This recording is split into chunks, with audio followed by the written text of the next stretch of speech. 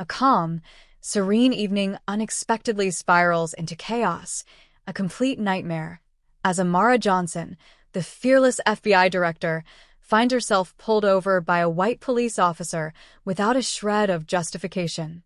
But wait, this is not where the story ends. Sarcasm, veiled threats, and even a gun drawn in the shrouded darkness of night add fuel to the raging fire of injustice and racial bias. What the officer fails to realize is that the woman he's disrespecting isn't just any individual.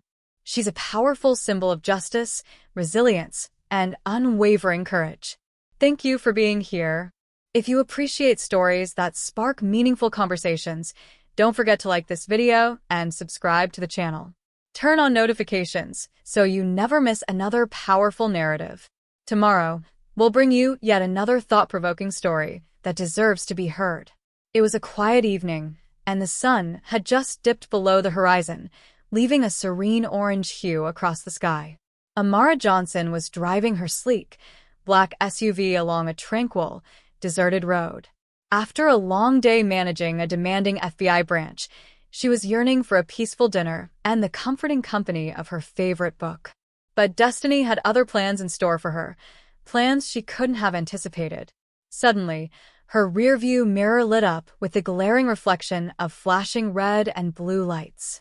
A sharp wail of a siren pierced the stillness, urging her to pull over. Amara narrowed her eyes, her lips curving into a subtle smirk, not of amusement, but of sarcasm. She was sure she hadn't violated any traffic laws. Her speed was within limits, her turn signals were used properly, and there was nothing out of place. Taking a deep, steadying breath, she gently guided her car to the side of the road, bringing it to a complete stop. Out of habit, she switched on the headlights to ensure maximum visibility. As a Black woman living in America, this was a precaution deeply ingrained in her psyche, not because she mistrusted the law itself, but because she knew all too well that its enforcers didn't always act fairly. A tall, broad-shouldered white man clad in a police uniform approached her vehicle, his posture rigid and his gaze sharp. His footsteps echoed in the night as he knocked on her window, his expression teetering between suspicion and discomfort. Amara lowered her window, her demeanor professional yet calm. "Good evening, officer. How may I assist you?" she inquired, her voice unwavering but tinged with an underlying strength. The officer, Daniel Carter, squinted at her, his eyes scanning her face, as though trying to decipher something. After an unsettling pause, he demanded license and registration. Amara tilted her head slightly, her composure intact. "May I ask why you pulled me over? Was there a specific reason?" she asked, keeping her tone measured but firm. Daniel shrugged nonchalantly, his words dismissive. "You looked suspicious. I need to check your papers to make sure everything's in order." Her brows furrowed ever so slightly. "Suspicious? Could you please clarify what you mean by that?" Suspicion alone isn't a valid legal reason for stopping someone.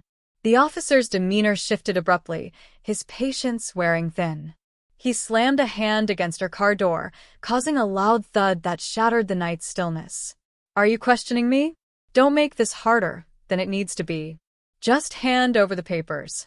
Amara's fingers tightened around her documents. Despite the tension simmering in the air, she maintained her poise. "Officer," she began, her voice steady but firm, "I am well aware of my rights. If you cannot provide a valid reason for stopping me, this becomes a misuse of your authority."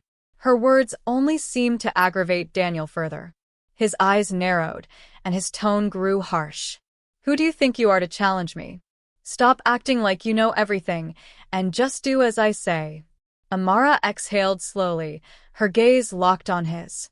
"I'm a law-abiding citizen, officer, and I believe you're well aware of that fact."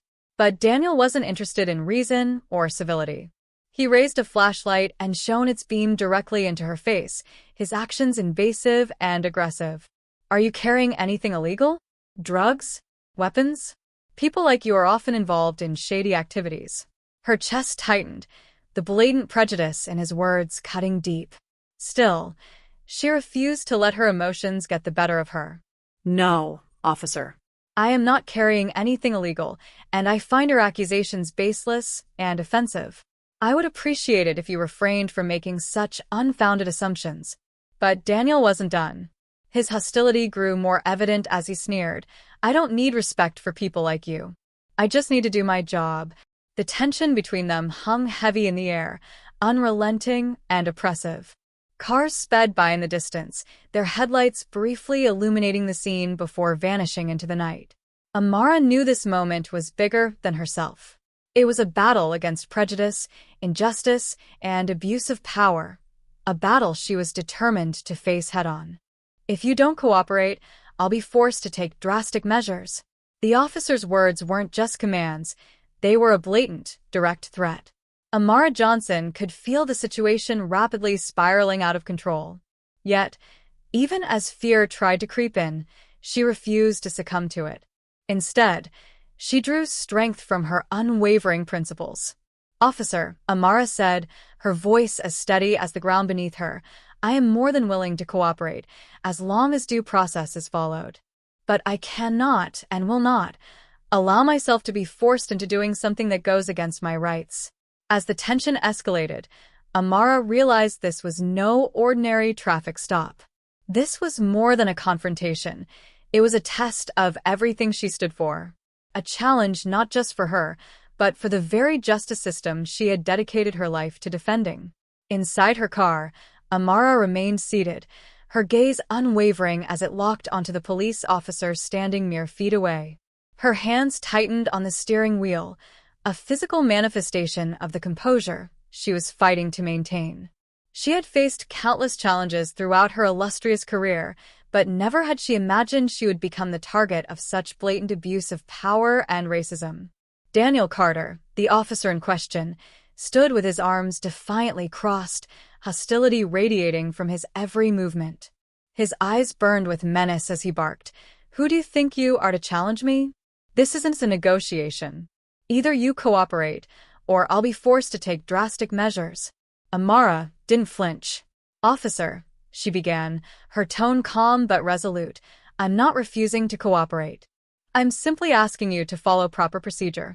If you can't provide a valid reason for pulling me over, I reserve my right to deny further cooperation." Her measured response only fueled Daniel's anger.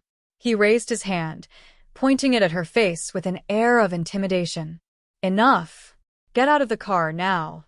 His voice boomed, cutting through the silence of the night like a jagged blade. Amara met his gaze, her expression unshaken. "I'm not stepping out of this car without a legitimate reason, officer," she said, each word deliberate. "I don't feel safe leaving the vehicle."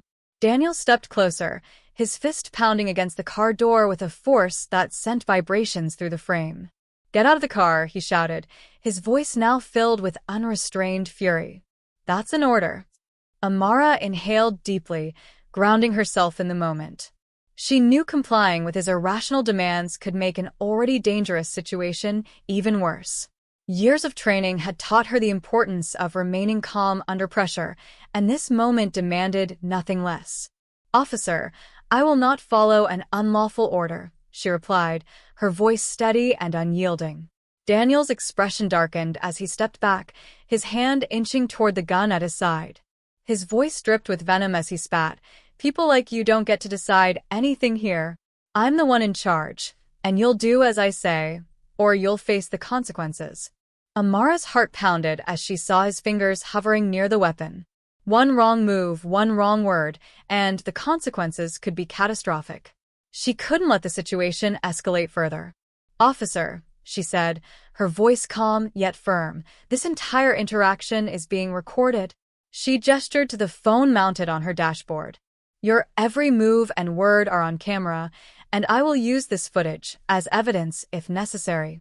Daniel smirked, his arrogance palpable. "Do you think I care about your little camera? What can someone like you do? Don't forget, I'm the one in control here." To assert his dominance, Daniel pulled his gun from its holster and pointed it directly at Amara through the car window. "Now, get out of the car," he shouted, his voice echoing with raw authority.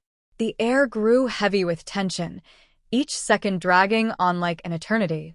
Amara remained perfectly still, her hands firmly on the wheel, her eyes locked on the officer. She knew that any sudden movement could be misinterpreted as a threat. "You are breaking the law, officer," she said, her voice shockingly calm in the face of danger.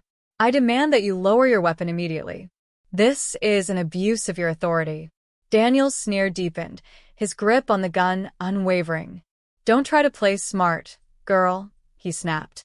"I told you, this isn't a negotiation. If you don't do as I say, I'll be forced to use force." Amara could see the prejudice and hatred etched into every word he spoke. She knew this situation wasn't just about her. It was a clear display of systemic abuse and bigotry. But she also knew she had one last move to make. Slowly, deliberately, she moved her hand toward the phone on the dashboard, ensuring Daniel could see every motion. "I'm going to call your superior," she said, her tone steady yet assertive. "I'll report this entire incident, and I will not let this go unchallenged." Daniel's expression flickered with confusion, though the gun in his hand remained aimed at her. "You're not allowed to call anyone without my permission," he barked. Ignoring him, Amara dialed a number and brought the phone to her ear. "This is Amara Johnson," she said firmly, her voice clear and authoritative.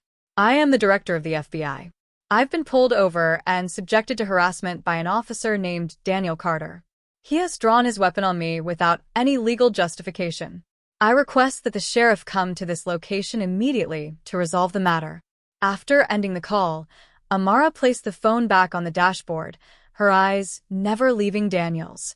The weight of her presence, a combination of her position, her calm resolve, and her unshakable principles, hung heavily in the air.